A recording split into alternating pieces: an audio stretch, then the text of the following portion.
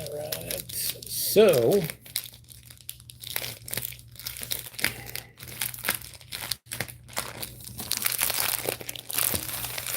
making bags and boards.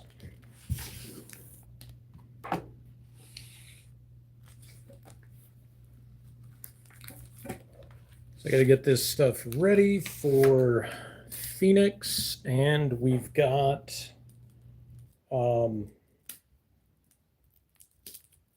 just a couple of weeks left. So I thought, oh, that feels different. Cool. I thought I would do my bags and boards so that I can get books ready for the show. So if anybody has questions, I'm doing my normal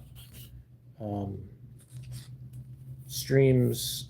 It's been an off week. Last week was an off week as well, so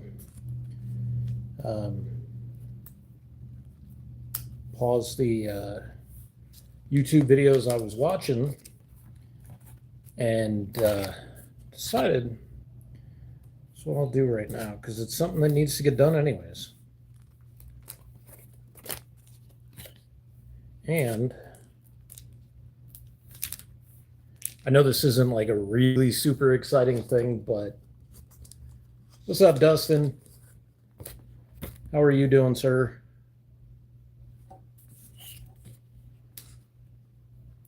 The video of like the unboxing of all the comics and stuff will drop tomorrow at what time? Noon Arizona time.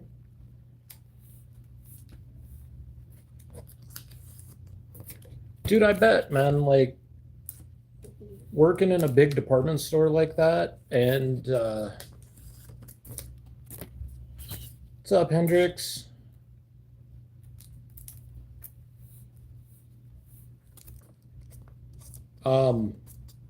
Yeah, man, I haven't done retail in like a big department store in a really, really long time. And I was a lot younger than we are right now, yo. So it was definitely not the same as like, creaky knees and stuff like that, right?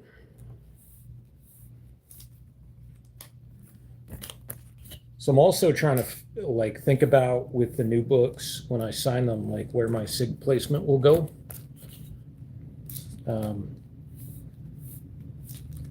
But I've got everything added to my point of sale system.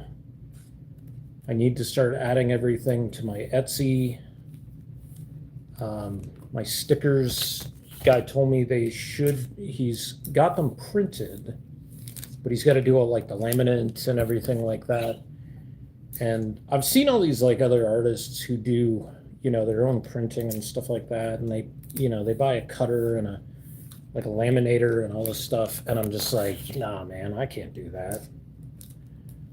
Like those machines are like super expensive. These are people who usually go to like, 6 to 10 shows a year, and they're like, traveling, like cross country and stuff like that. There's a couple of people that I've seen. There's one person who's actually from Phoenix who went to Fan Fusion last year. So I kind of hope I run into them. They do like they don't really do like anime type stuff. They do more like D&D roleplay stuff. They have like what did they do? It was like a dictionary or an encyclopedia of characters and like character types and races and stuff like that. And I was like, oh, that's pretty cool. I like D&D. I haven't played in a really long ass time though. So I was gonna play a campaign online with some folks. Was it last year? I think it was last year. One of my coworkers who I've hung out with a few times. They don't work where I work anymore, so it's like not weird or anything. But I try not to make friends with coworkers just because I've had a fucking bad experience with that. Always comes to bite you in the ass. Anyways, they were going to be part of a campaign, but it was going to be like totally all online. And like I'd made my character sheet and everything with the person who was going to be DMing, and there was going to be like it's like five of us, 4 or 5 of us, plus like the DM. And I was excited because I haven't played since like 2010. I think it was 2010. I remember I was playing a campaign when Osama bin Laden got killed. Like literally, I remember that. Like we were in the middle of like one of the campaign sessions and like took a break and was looking at my phone on Facebook and it came out. So I think that was 2010. Hey, Go Joel. Or is it? Oh, Gojo. Just making bags and boards, getting ready for a show coming up in 2 weeks.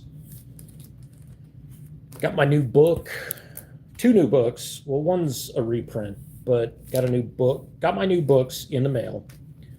And then I got all my prints yesterday and waiting on 2 new sticker designs. So I'm pretty stoked about all of that. Bought new print bags. Everything's added to my point of sale system, so I don't do it at the moment like I did last year. Somebody was buying stickers and like none of them were added to my system. So like the person had to wait around for like 5 minutes while I added them all, so I had the accurate inventory and everything. It was embarrassing, but like they were really like nice and gracious about it, and I was just like, here, take an extra sticker.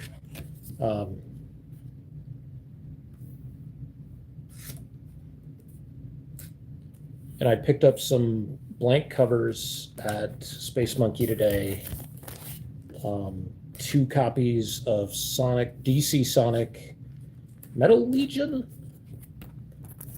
So I like look forward if somebody wants to get a Sonic the Hedgehog commission. I think that would be fun to do. And I'm trying to remember what happened to the other. I know I had 3 copies of X-Men 97 blank covers, and now I can only find 1 because I drew on 1, and I don't think I sold one of them to somebody else. So like, I sure hope I didn't, and I just can't find it. But either way, that'd be, kind of a bummer to, like lose, the money you paid for the cover plus like potential income from it. So, but yeah, getting ready to celebrate 20 years making comics, which is kind of awesome. So I'm reprinting the very first book that I ever put out, Euthanasia issue 1, gave it a new cover. It's a charity benefit book, limited it to just 20 copies. I'm probably just gonna have them print me one more copy of it because I should have printed 21, so I had like a copy for myself. I really like that cover a lot. It's one of the characters all masked up and all bloody and like carrying a smiley in one hand and carrying a wrestling title belt in the other.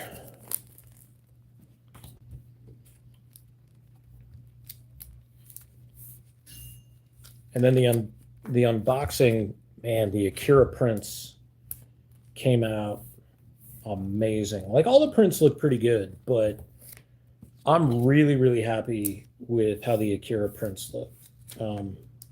Because I decided to digitally color them, and it really made them pop, like really nice.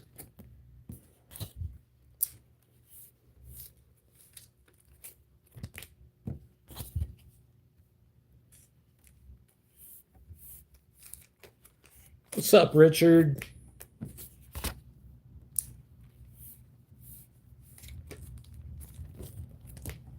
How are you feeling, dude?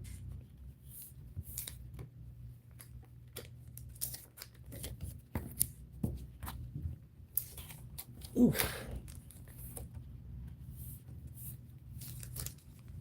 I saw somebody do a video years ago where they were just making bags and boards, and they were, I mean, you're not technically making them, you're just putting them together, but he was just doing like a Facebook Live.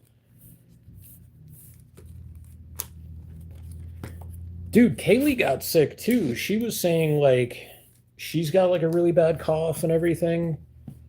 Because I was like, hey, we should hang out this weekend and get coffee. And then I realized I was broke. And I was just like, never mind. And she's like, I'm sick right now, anyways. And she's like, you probably don't want to be around me. And I'm like, you're right. Like, I cannot afford to get sick this close to a big show. Like, if I get sick at the show, that would be bad enough. But I definitely don't want to get sick before the show. Oh shit, because today was actually today's the 21st. So today is the cutoff for me to get a full refund for my Verbo, my rental. So yeah, I better not get sick. But when the stream started, Richard, I was mentioning like I'm looking at the new books and I'm trying to think about good placement for signatures, because after like I picked up that signed Jim Lee from what was it 2023, I think it was, that I really wanted to start thinking about like placement for signatures when I get autographs, but also thinking about like what's good placement for signing books. So the Euthanasia 20th anniversary is a great book for that signature because it's got all that empty space along the top, which is also like really good for like remarks and stuff like that as well. I kind of can't. I mean, I kind of can, but I kind of can't. I got to go work in the office tomorrow, so. But we always have masks. So, like, if I have to do a walk-in, yeah, I will totally wear a mask. And then I think I have to work in the office next Thursday. And we're losing somebody. They're leaving. Because they're going to go do...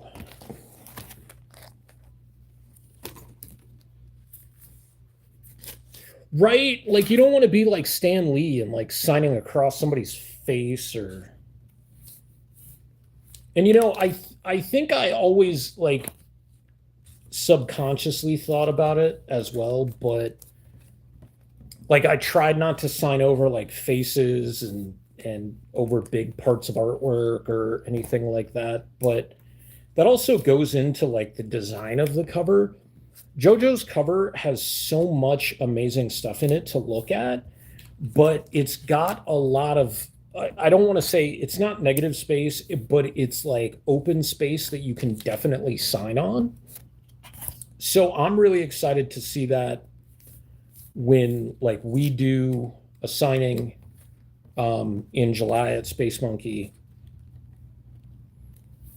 and just kind of see where they sign on the book, because on their when the Bubba Patrol issue 5, they signed along like the title, like the what do you call it?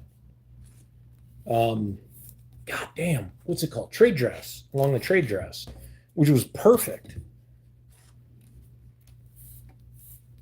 I forget where I signed.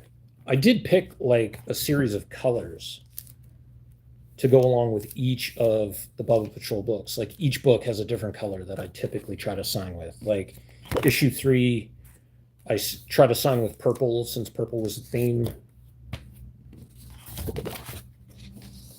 2 extra boards or 2 less bags. I don't know.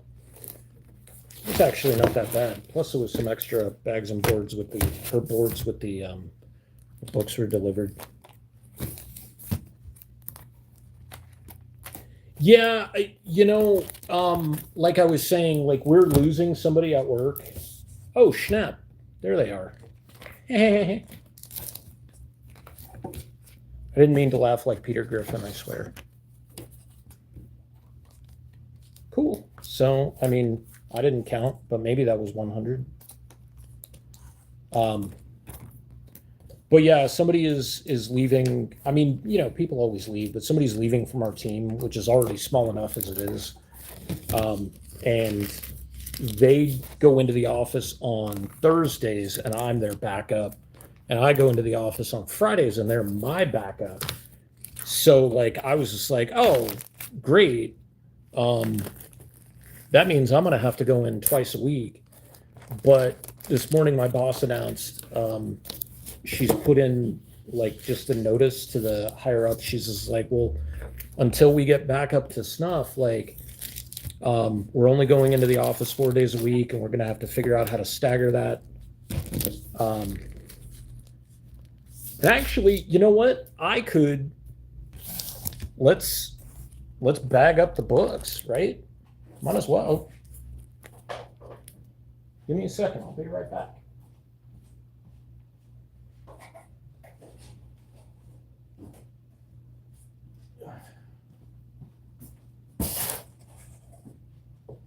Yeah.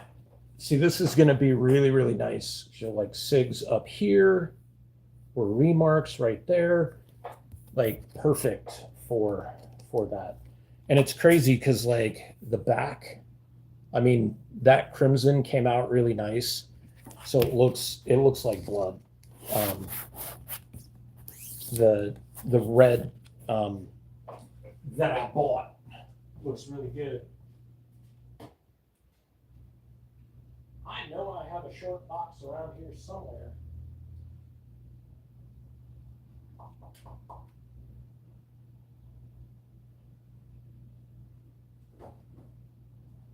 All right, well, we're just going to have to make do like this, I guess.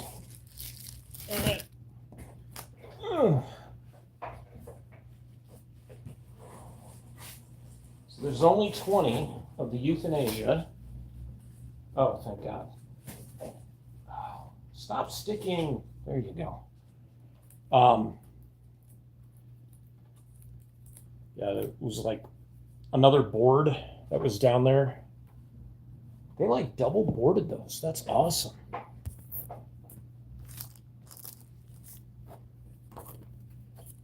You want to see my comics on the shelf? You're weird, Dustin. Like the ones behind me? Or the ones like in there? Like I'm not gonna go in there and dig through the boxes and stuff. You mean the ones like behind me? So there's the A cover. There's a lot of light, so it doesn't like the light washes it out a little bit.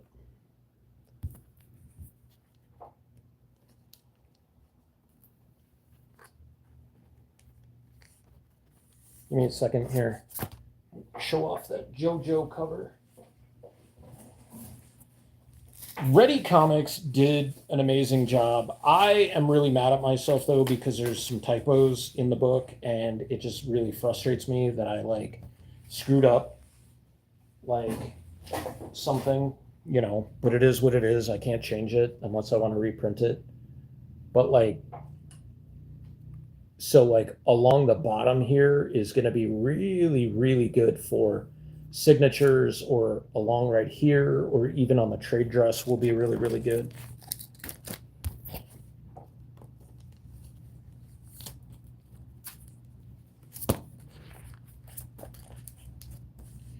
Yeah, I'm thinking with the A cover, like along here is pretty good. Along the trade dress would be really good. And even right here for like a remark.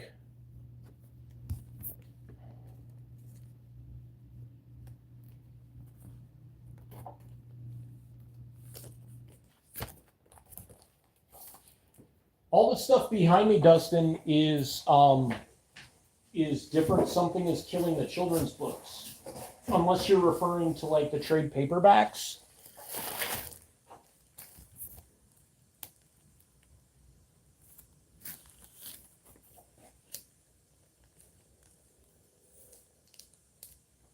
Along the bottom, yeah, I would think so.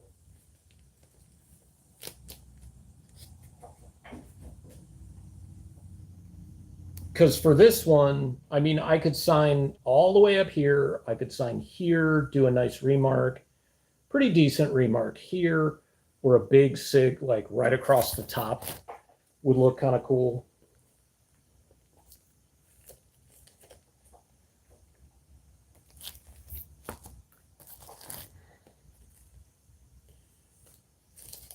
I don't know how much you read comics, Dustin. I know you picked up my work and stuff like that, but if you're into horror, and I know you are into horror, I would really suggest picking up Something is Killing the Children. I think the trades are like $15.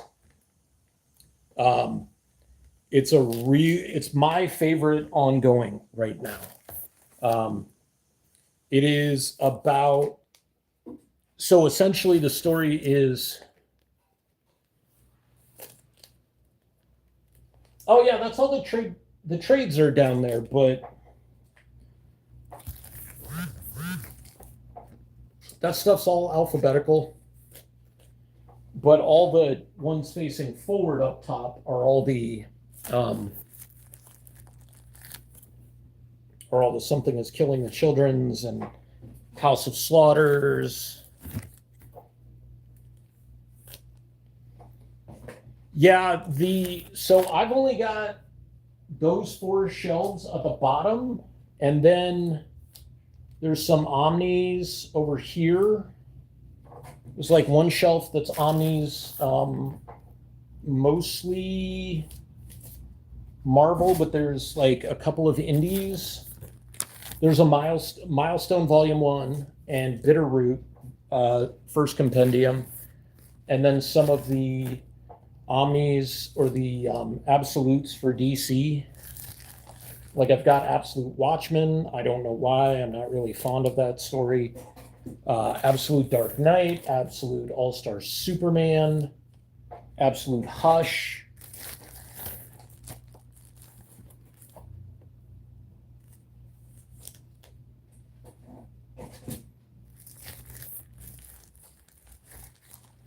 You and me both, man. My to read box is getting ridiculous again. I need to start getting up to date with Exquisite Corpses is really good. That new Punisher series is pretty good. I need to read issue 3. I got the Red Band #2 reprint, so I can read that series now. But yeah, Sick Tick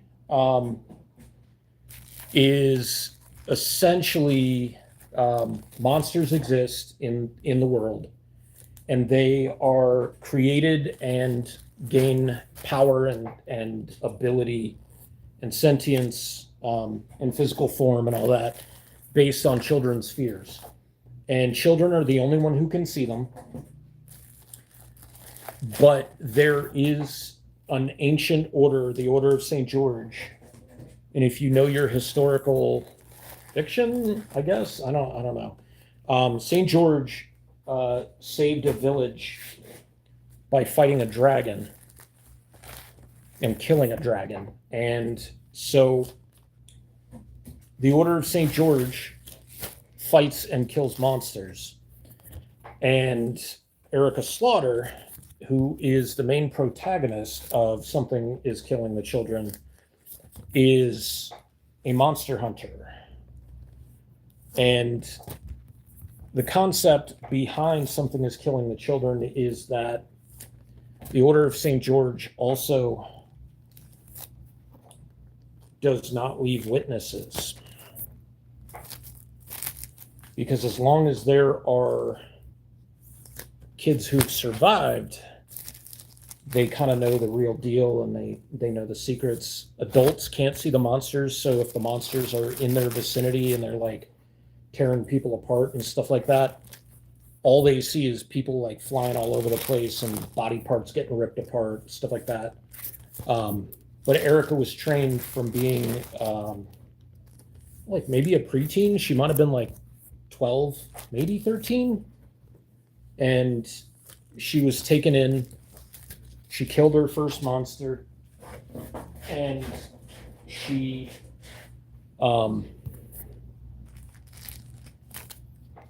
has the totem, the stuffy of Octo, which houses the essence of the first monster she killed. And you would think it'd be kind of like a guiding force, but he's not. He's really kind of like a dickhead. Make sure that didn't get scored. Okay.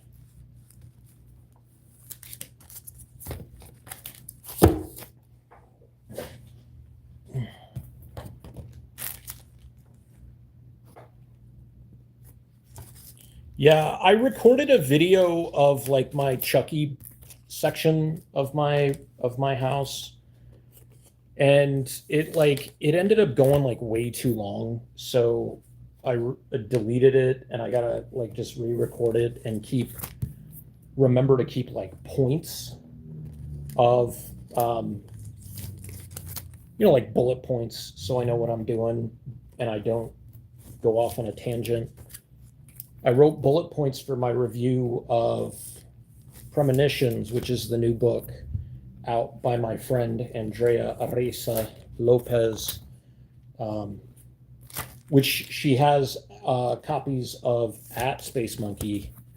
So if you want to support another indie creator, be sure to head over there and pick up her first book. There's a lot of good in it.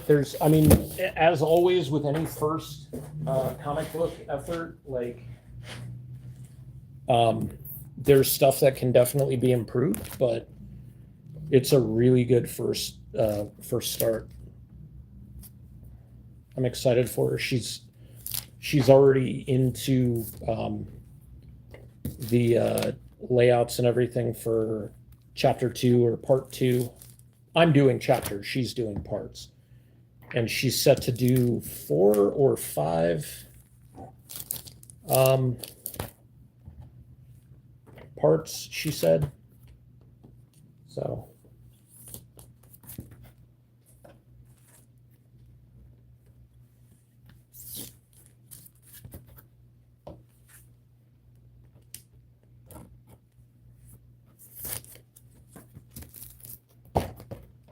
My goodness, I picked almost the right amount of bags. That's awesome. All right. Well, that is all of them. So what we're going to do right now, I am going to sign these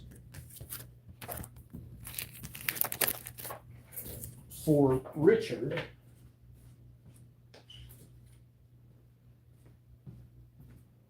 What color you want, Richard?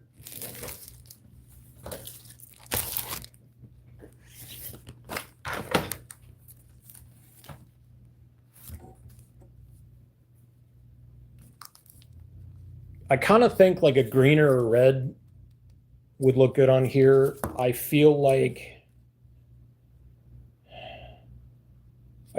red is probably going to be the best on this one, unless I sign up top. But if I the bottom, I'm going to do green on the JoJo cover, and then red on both. Thematic. I would say, honestly, green would probably look good on this one, but I'll do red on both of them. That's cool.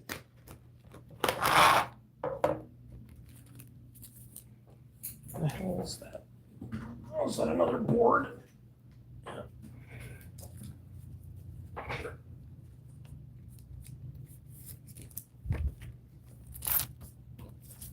On the JoJo one, I just need to remember to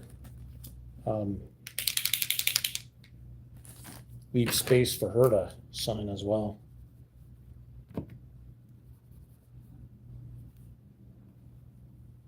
I almost want to sign off this way because I don't want to press too much on the spine.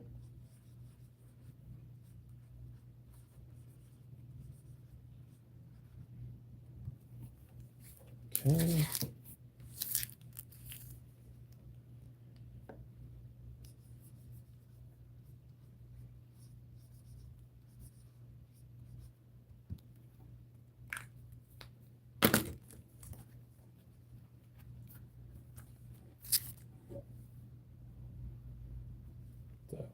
Red.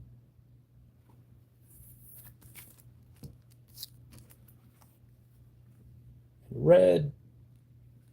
But because I'm left-handed, I don't want to, like, if I was right-handed, I could sign across that way, but otherwise my hand is going to like rest on the spine, and I don't want to do that. The nice thing about the red is it dries like super fast. I don't understand why, but like the pink, I've had so many different pink paint pens, like different brands and stuff like that. And the pinks, even the Posca pinks, are like watery as hell. Dustin, I've got red, I've got gold, I've got silver, black, white, beige, like lime green, dark green, dark blue, light blue, brown, purple, orange.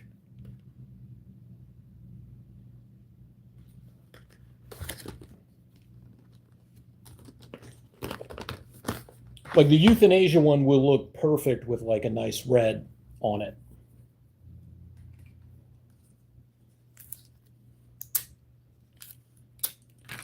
I need to remember to make sure that, oh, these have, you know what? I'll just tape it down. These have the little sticky flaps on them.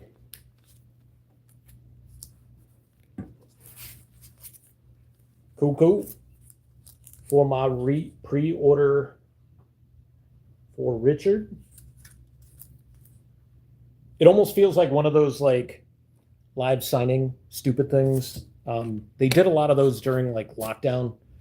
I guess they weren't stupid with like wrestlers and stuff like that, where they'd have somebody go to like one spot specifically, and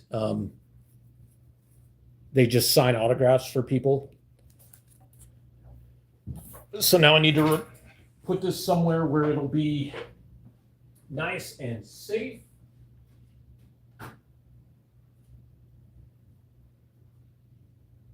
I mean, it's not like I don't have, multiple copies of it or whatever.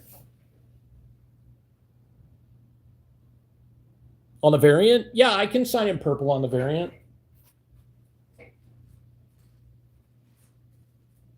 Let's just hope I don't do something stupid and not remember my markers like I did when I went to Horror Fest.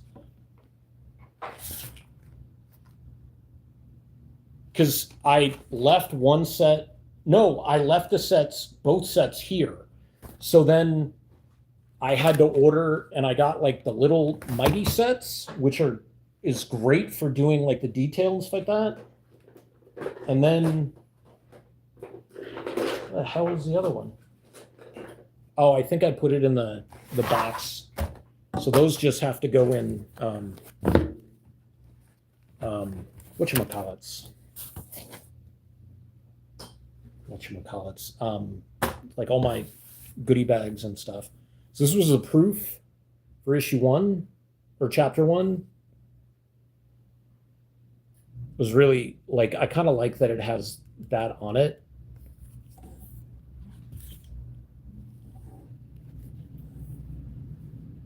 What did you buy from? Was it like voice actors and stuff, or?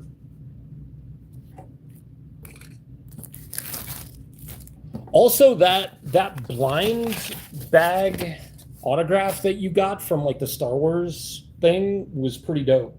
I gotta say, like, was Aaron Paul. He's a pretty decent actor. Did they do the voices and stuff like that too?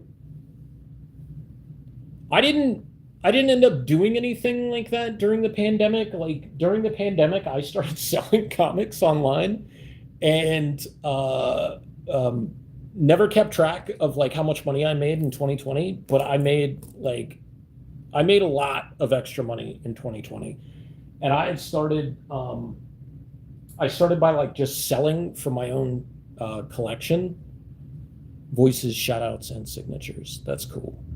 So I had a thought, Richard. So my thought was if they won't sign the original art, like if they just have an issue with it, it seems like it should be fine. But if they have an issue with it, um, if you want, I can just take a second volume one up there and have them sign that. And then if you want, you can pay me back for the extra SIGs because I bought two from each of them.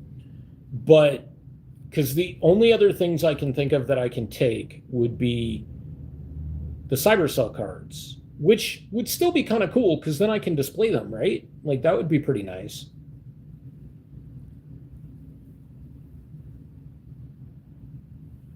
For the regular cover, honestly, it depends where the signature goes. Like down here, because you're fighting against the green, it's going to be, a little different. But up here, like if I sign across this, then you're looking at, you don't want a red. You either want something like a lot brighter or you want something really dark or like a gold or whatever, but whatever.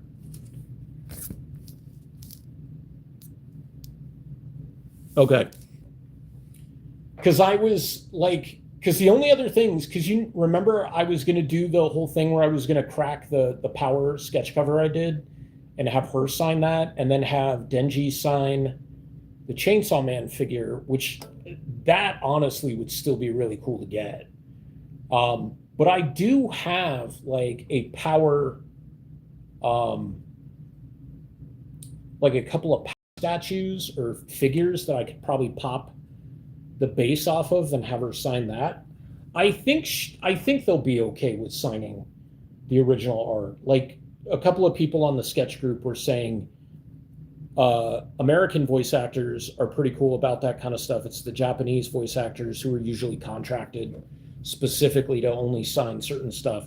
Because honestly, like half those 8x10s that they bring with them, if not all of them, like straight up printed by the convention or whatever, like they weren't given to them by the studios or whatnot. Like my Tetsuo is like straight up a screenshot.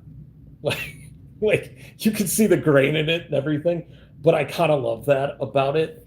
But the one thing they said is to be careful when they sign the original art because they may not know how to go about signing it. Yeah, I mean the light blue actually would stand out pretty well on that. It'd be funny to do is like sign on their arm or on the blade even with with one of the small markers or small paint pens would be great.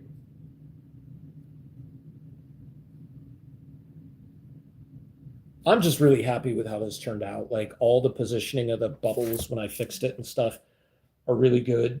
And I'm just like super, super jazzed about the book itself. And the JoJo's cover is just bonkers. Like I'm so glad I'm honestly in retrospect, I had tapped somebody to do a cover with Big Cheese on it because they do a lot of like Disney princess style stuff and She said she was interested, and I sent her the information. I sent her the book so she'd know like what she was dealing with. I sent her like character sketches of Big Cheese, and like just nothing, just ghosted. And in the end, like in a way, it's probably for the best because I don't know what she would have charged. Like with JoJo, I know JoJo, they're local. I've had them do a cover for me before and they didn't disappoint. Like their cover for the Bubba Patrol issue 5 is killer.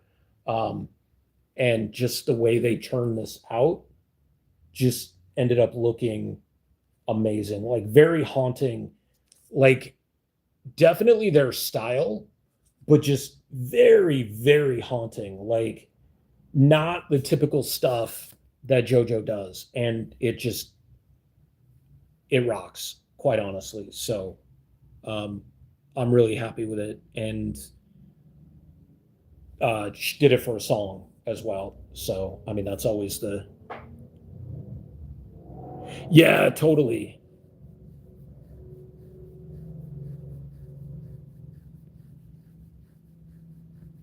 I wanted to change like all the colors on this. Like I didn't want to use this trade dress at first because I wanted to do something that was going to be more akin to this because it's the crime suspense stories.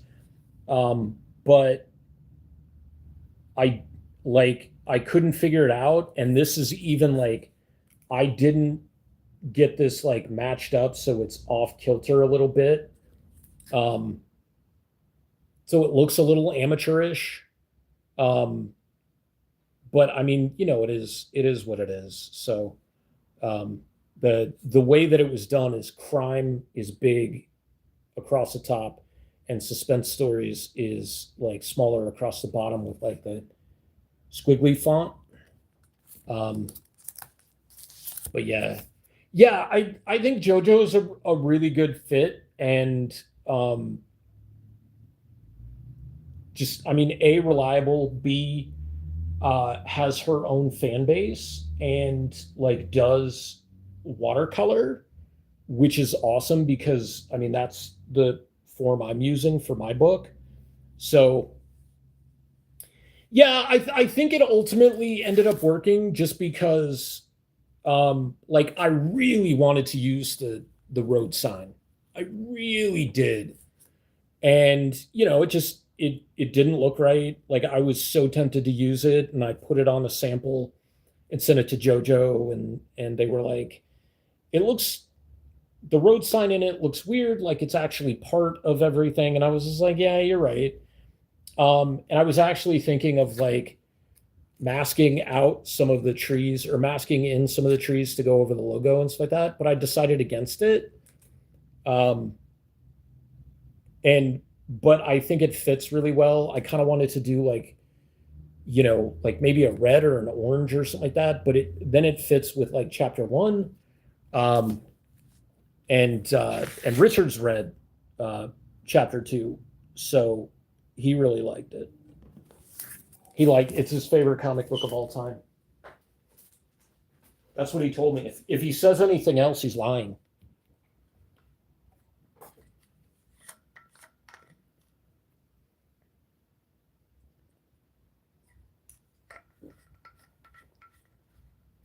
But I can actually like flip this around, so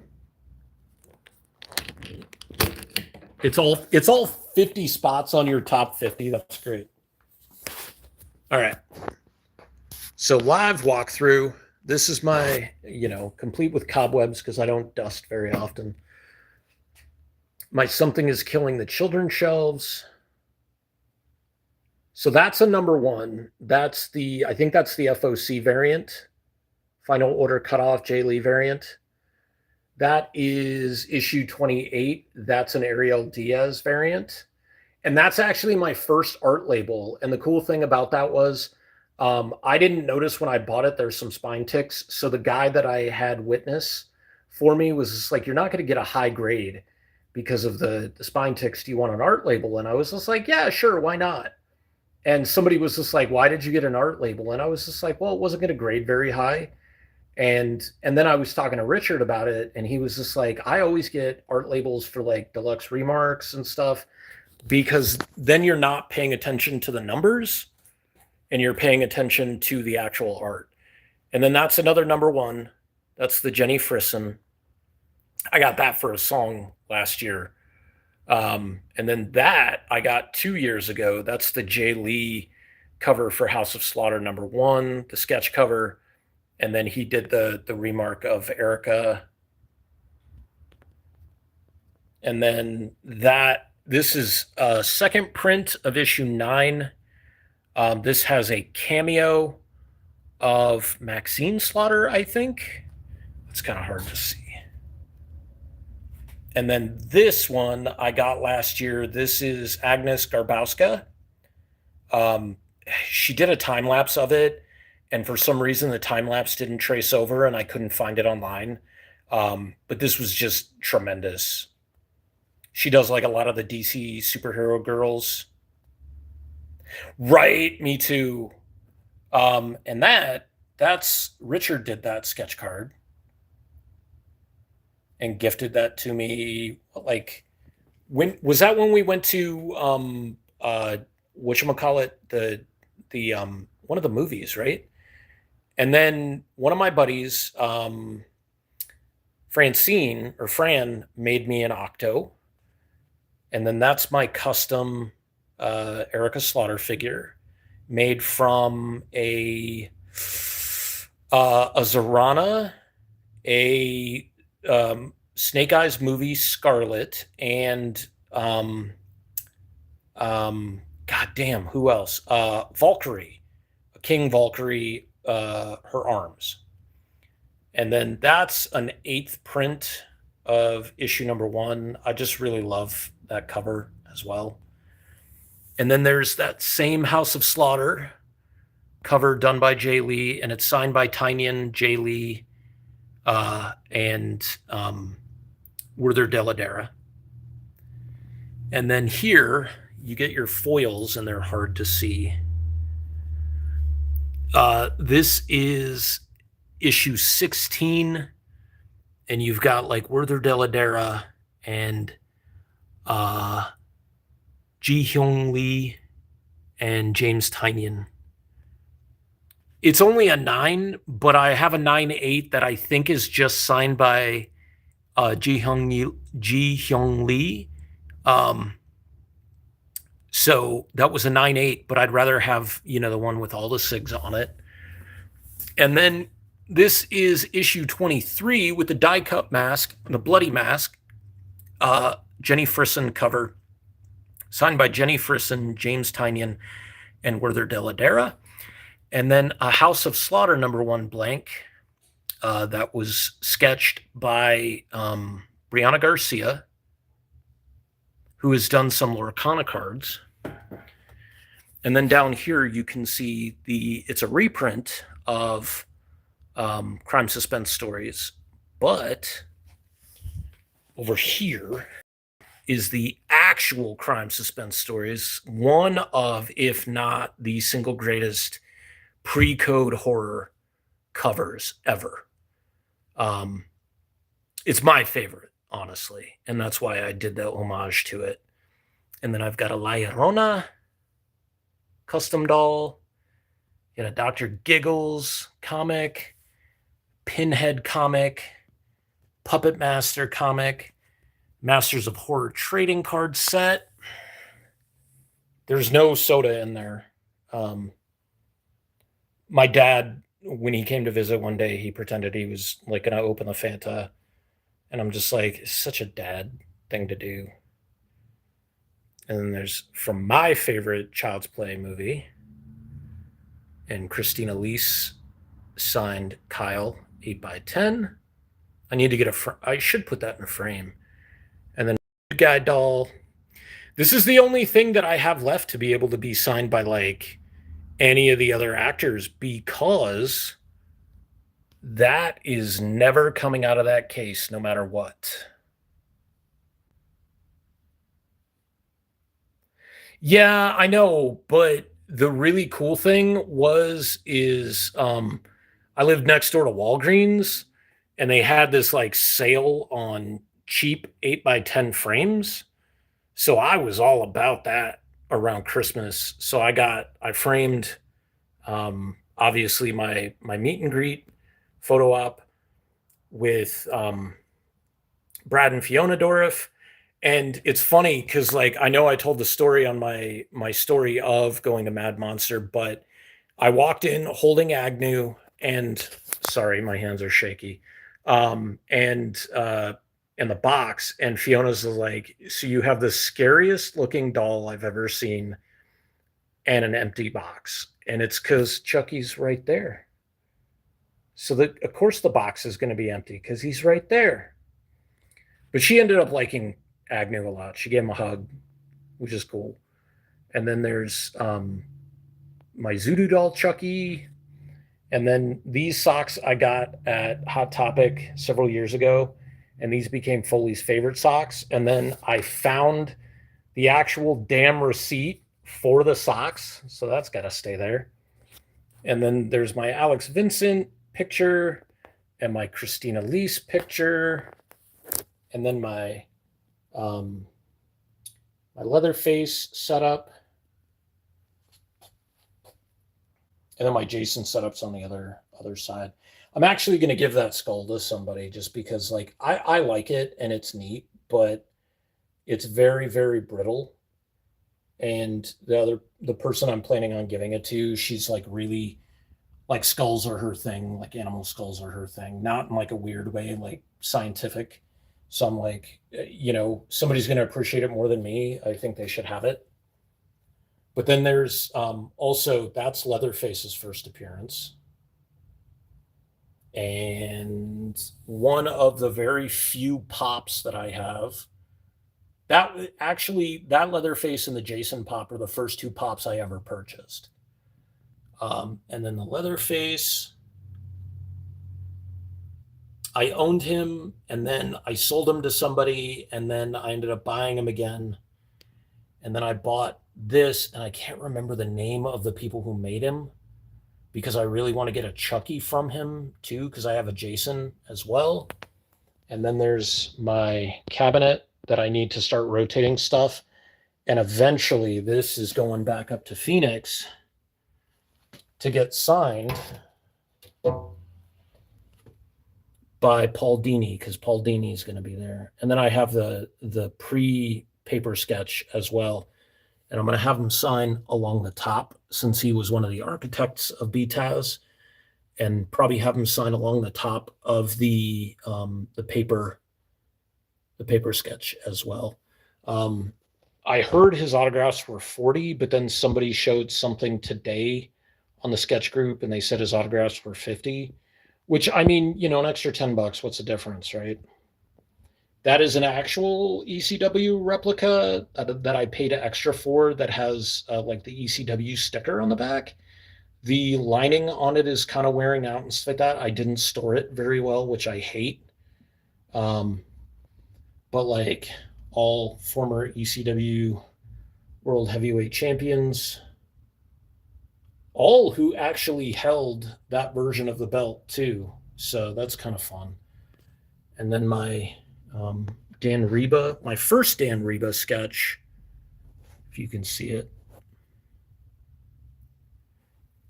because he actually did the storyboards and directed that episode, Cold Comfort, from it's like volume 4. Yeah, I told you I need to make that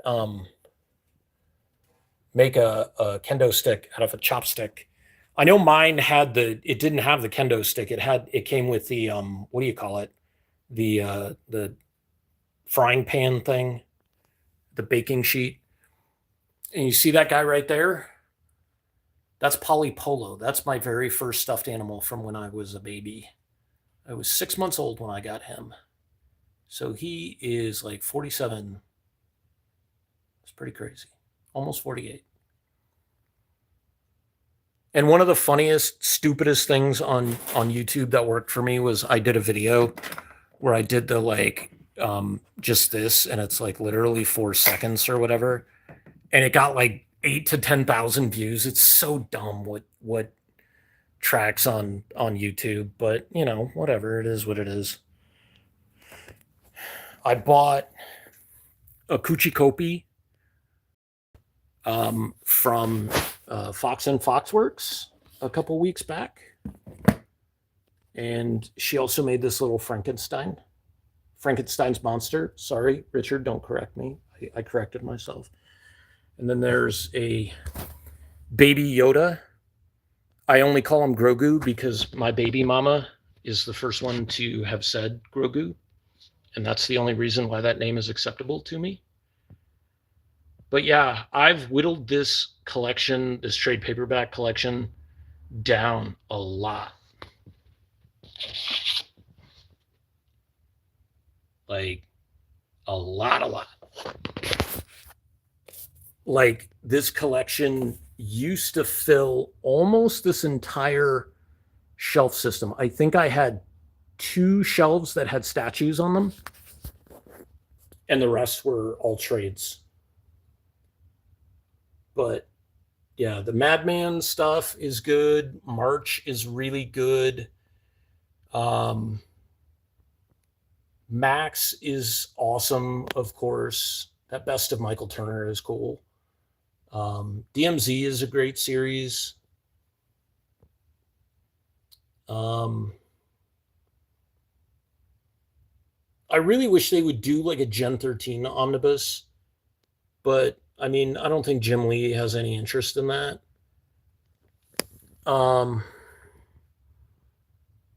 Sam and Fuzzy is a really good webcomic that I enjoyed a while ago.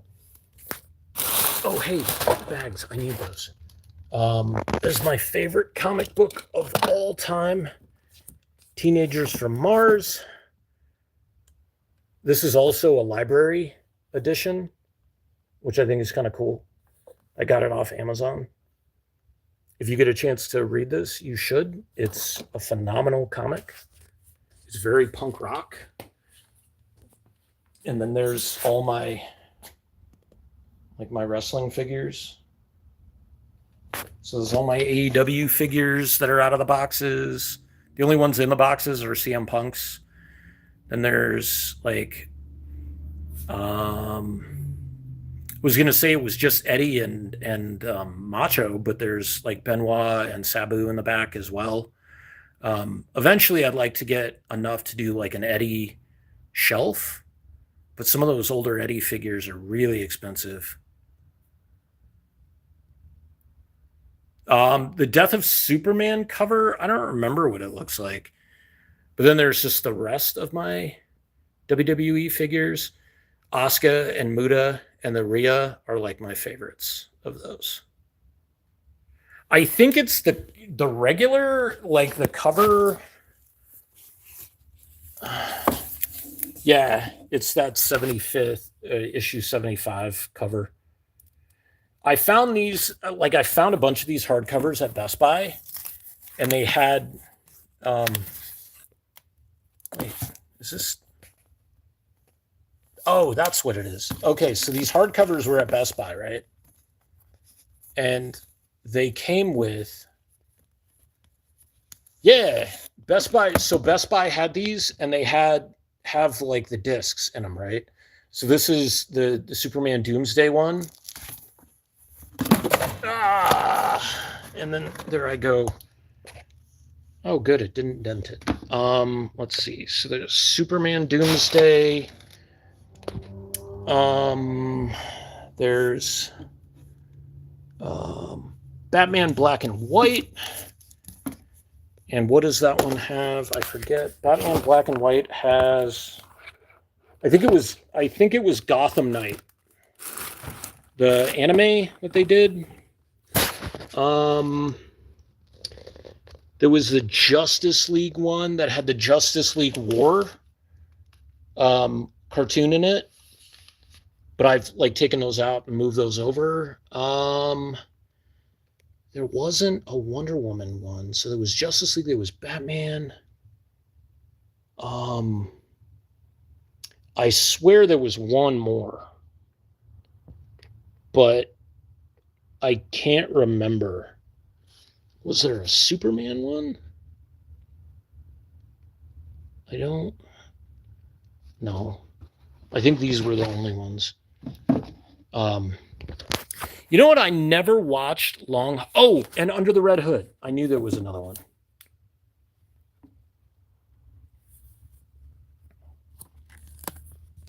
So it came with a DVD and a Blu-ray copy of it, and a digital code, which was cool. And I forget how much these things were because they were like premium wrapped, and they had what do you call it? I didn't realize that Superman didn't. The disc wasn't. The discs were still in there. I need to watch that. I think that's the one with the weird square-jawed Superman that I didn't really care for. And that's a JoJo sketch cover of Godzilla versus Superman. My Ghidorah.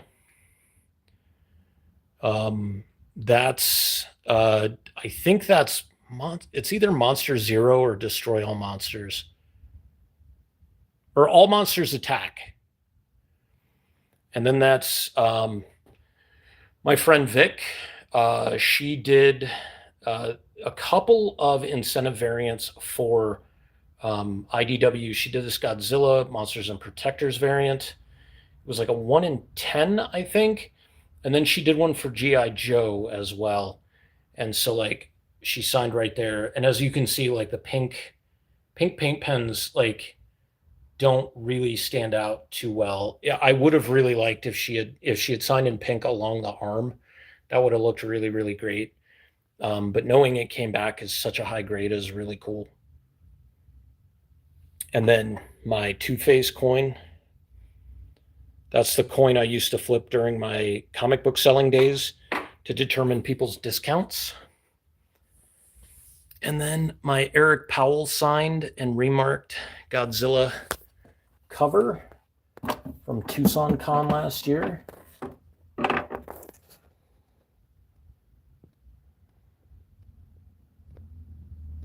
Came back in 9, and I mean, like, I'm not mad about that at all, because this was like I think it was $1 book. And I mean, it's got, spine ticks and some, mashing and stuff like that.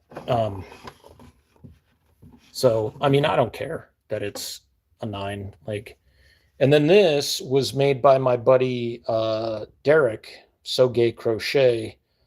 And he said that it's a dinosaur, but I'm like, nah, it's Godzilla.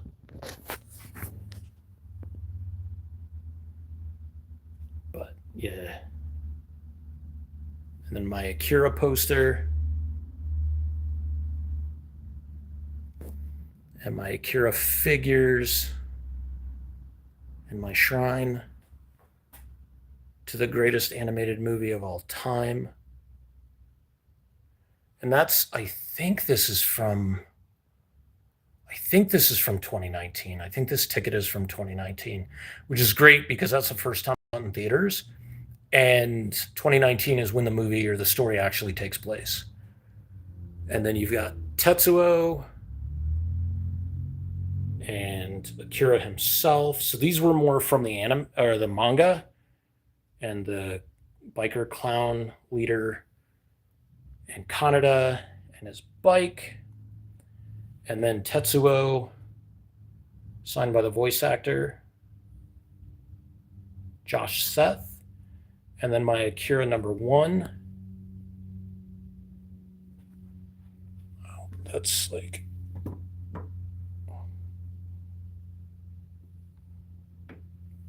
And then there's the box set. And I really want to get a VHS, and one of these days I will. And so, like, there's some Akira homages. So you got Darkwing Duck, and you got Seven Secrets. And then I did an Akira homage. I mean, the artwork was done by somebody else, but we did it for the Bubba Patrol issue 3 or 5. And then there's all the Kodanshin mangas. The yeah, that's the hardcover set. And I think I sold all of the regular issues and I sold the trade paperback. So um that's the only edition of Dark Knight 3 that I have. But the absolutes, and then I really want to read Ice Cream Man because I heard it's really, really good. And I need to read Milestone Compendium. Some of these are like still wrapped. I haven't read the Punisher one, but I read it in like all the single issue formats when it came out. And Milestone, I need to get the other volumes that are associated with it. Bitter Root is also really amazing. If you haven't read it, you should. We've got a Judge Dredd, Punisher Return to Big Nothing, which is signed by both Zek and Beatty as well. This is another really good book. Major Bummer, Super Slacktacular. When I got this, I think I got it off Amazon, and it brand new, right? But the binding, like, I don't know what they used to bind it, and like the binding like popped off, like everything was still intact, so I just had to throw like super glue in along the binding, so it's kind of like it's not super duper flat, but it holds and it works. And then this is a sketchbook that my sister's mother-in-law put together for me for my birthday several years ago, and I got a bunch of stuff in it, including a Batman head sketch from Bruce Timm, and then like just my essentials and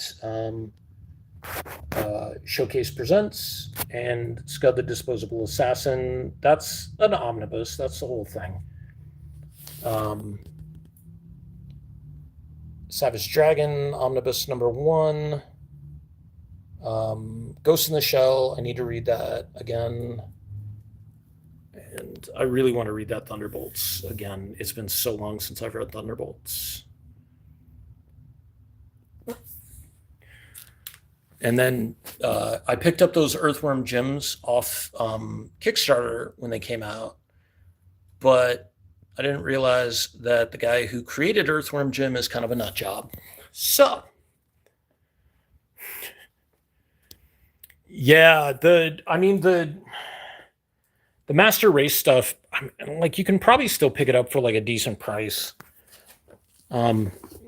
I mean, for those random hardcovers, though, you may have to like get them online or something like that.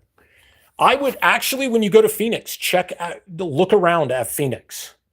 I'm sure somebody will have at least one of them. But yeah. All right, guys. I think that's going to do it. Did the bags and the boards. Bagged everything up. There's Grayson. I think he needs to go outside. All right, guys. I will see you later. Have a good night.